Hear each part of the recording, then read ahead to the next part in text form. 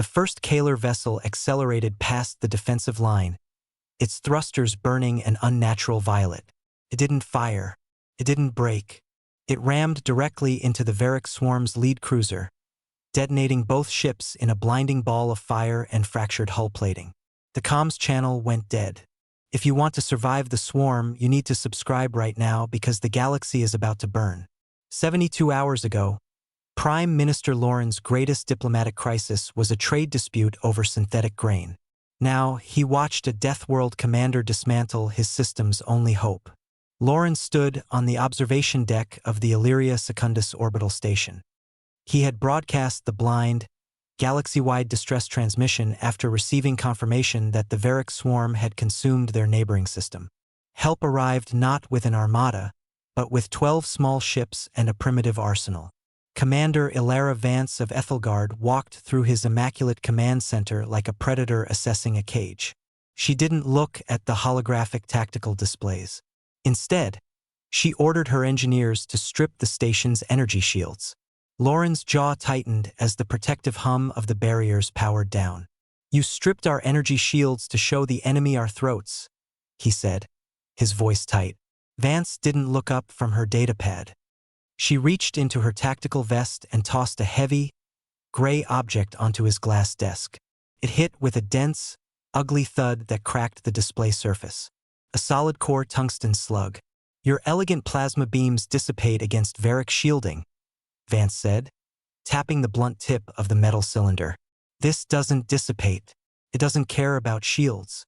It just keeps going until the target is dead." Lauren stared at the primitive metal projectile.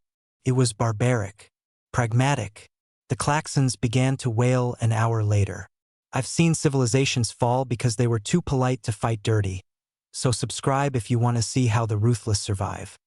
The orbital defenses were offline, replaced by physical barricades hastily welded to the station's hull. Lauren watched the main viewport as Warlord Varash's armada dropped out of faster-than-light transit. The Varric swarm darkened the stars. A massive, churning wall of heavy cruisers descending upon Illyria Secundus. Lauren's pulse pounded against his ribs. Outside the viewport, the 12 Kaler ships drifted ahead of the station. They broke standard formation, scattering like loose debris across the void.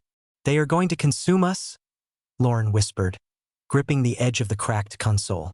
Vance stood perfectly still, her eyes locked on the approaching leviathans. She didn't issue a firing solution. She didn't call for a tactical retreat. She just watched the swarm tighten its noose. "Open a channel," Vance ordered. Lauren watched the communications officer scramble to comply. A holographic projection of Warlord Vorash flickered above the cracked glass desk, his mandibles clicking in anticipation. "This is Commander Vance of the Kaler," she said, her voice flat. "Surrender your armada immediately." Vorash's guttural laugh rattled the deck plating. The transmission snapped shut. Vance didn't flinch. She just nodded. Out in the void, the 12 scattered Kaler vessels ignited their main drives. The thrusters flared violet, pushing the small ships far beyond standard combat velocity. They didn't lock targeting scanners. They didn't calculate evasive maneuvers. Lauren braced himself against the console as the first vessel hit the Varric line, the flash of the impact searing through the station's viewport. When the optical filters adjusted, Lauren saw the true horror. The other 11 Kaler ships hadn't been destroyed. They had embedded themselves deep into the Varric hulls. Lauren watched the internal telemetry data flood the tactical screens, his chest tight. Kaler assault teams were inside the enemy cruisers. They were bypassing internal energy barriers with primitive kinetic fire. Solid-core tungsten slugs were tearing through the Varric elite guards, systematically executing the crews from within. Before the remaining armada could reposition, the hijacked ships detonated. Pre-planted explosives ripped the Varric command vessels apart from the inside out. In the same second, a paralyzing computer virus broadcast across the remaining fleet, deadlocking their thrusters and weapons. The invincible Varric swarm drifted into silence, a graveyard of shattered metal. Lauren stared at the tactical display, realizing the cold truth. The galaxy's greatest threat wasn't the species that ate them, but the species that saved them. Hours later, encrypted reports confirmed Kaler strike teams were executing a galaxy-wide offensive. Skarn, the Varric homeworld, had been subjugated.